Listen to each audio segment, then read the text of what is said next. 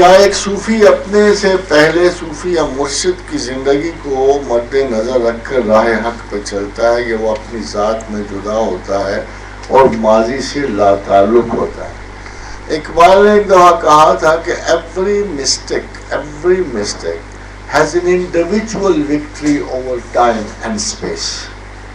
اس نے کہا تھا کہ ہر وہ شخص جو خدا کی طرف چلتا ہے وہ انفرادی طور پر انفراد زمان و مکان پہ فتح پاتا ہے. مکان پہ فتح پانے کے اپنے ماحول کے خلاف، ان کی شدتوں کے خلاف، بحرانوں کے خلاف وہ ایک ایسا رستہ اپناتا ہے جو عمومیت کا نہیں ہوتا، اور وہ پھر اس رستے پہ چلتے ہوئے خدا کے حضور پہنچتا ہے.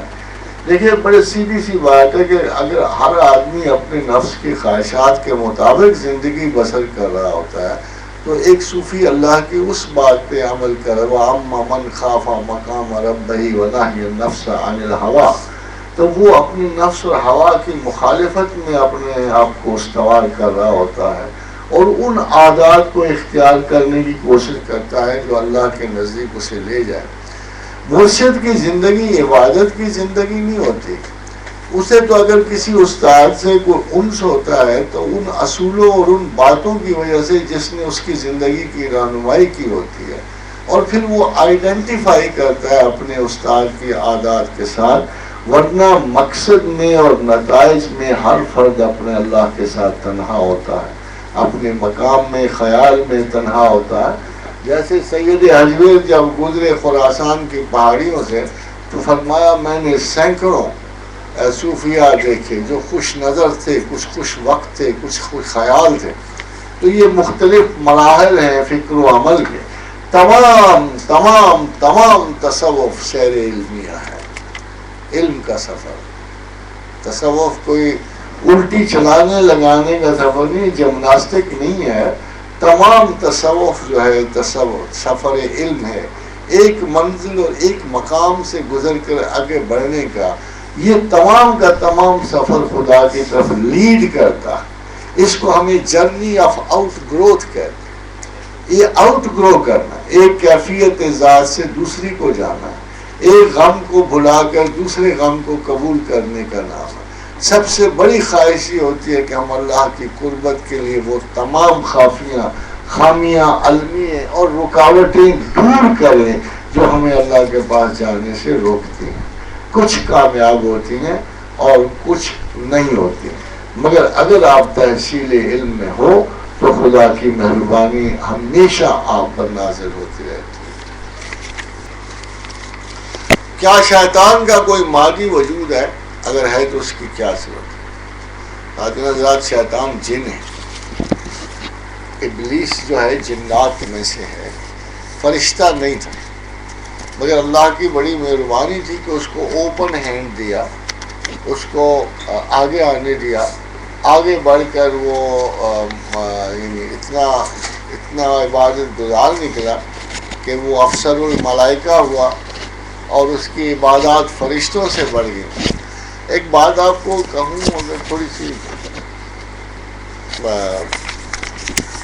آپ کے جو تصورات ہیں نا جی شیطان، جنات، ملائکہ کا، یہ اس طرح کے ہیں نہیں جس طرح آپ سوچتے ہیں.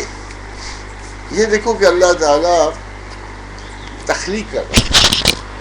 میں بھی اگر خالق ہو تو ویسے ہی کرتا. دیکھو میں چیز بنا رہا ہوں، جب میں چیز بنا رہا ہوں نا، جب میں تخلیق کر رہا ہوں نا، تو خالق اور تخلیق کے مرتبے میں ایک بہت بڑا فرق پڑ جاتا ہے.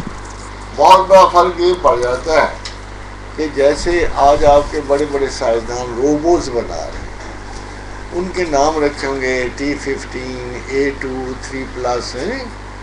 ادھر آسمانوں پر جو کریٹیوٹی جاری تھی اس میں مختلف روبوٹک کریشنز تخلیق ہو رہی، مختلف ایلیمنٹل، کسی میں یہ ایلیمنٹ استعمال کیا گیا، کسی کو گیسیس والیوم سے، کسی کو انرجی سے تخلیق کیا گیا. جنات کو انرجی کی بیچ دی گئی، شیاطین کو وولٹائل گیسز کی بیچ دی گئی. تو یہ سارے اگر تھوڑا سا آپ غور کرو تو انسان اس کو کاپی کر رہا ہے. بس سروگیٹ بنا اوریجنل کاپیز بنا لیں.